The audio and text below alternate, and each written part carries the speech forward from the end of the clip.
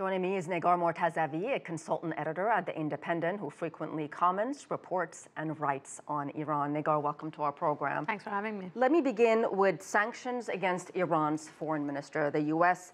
really has been insisting they are seeking a diplomatic solution, but then to sanction the man who's in charge of diplomacy, what is the point? What are they hoping to accomplish?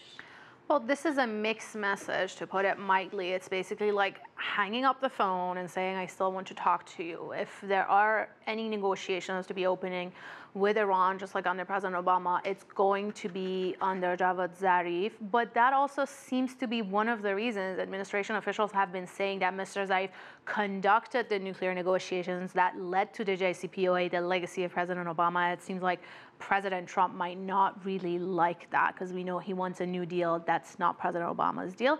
I think it also has to do with Mr. Zarif's public diplomacy. He's a very rare, exceptional Iranian diplomat who's fluent in English. He's done a very strong job in public diplomacy, unheard of for the Islamic Republic. He's done very high-profile interviews with world media, yourself included. So I feel like that's something. And he's active on Twitter, and he has more followers than Mike Pompeo. So I feel like all of these play into the reason of the State Department or Secretary of State actually not being able to compete with Mr. Zarif's public diplomacy and trying to shut it down. So let's say there were some channels of communication that had to open up between the United States and Iran. So in this situation, with Zarif being sanctioned, who would the Americans technically talk to?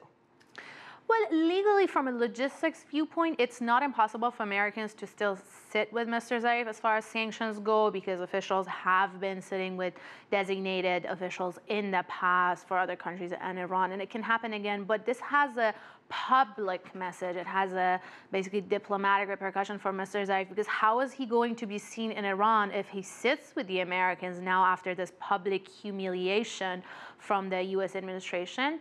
And it also seems like this is President Trump's unusual strategy of trying to get that photo up or the negotiation with a person higher up, and that person is not Mr. Zarif. He probably wants the photo up with President Rouhani or maybe even the Supreme Leader Khamenei, like he's done with the North Korean leader.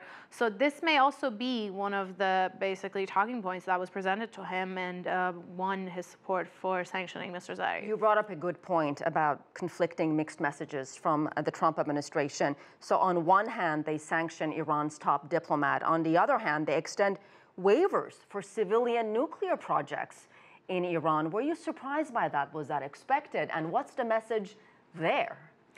Well, I think there's more technicality again and logistics, because that would also affect other countries who have that presence in Iranian nuclear program, Russia, China, and other signatories of the deal, and it would basically enter a very dangerous phase.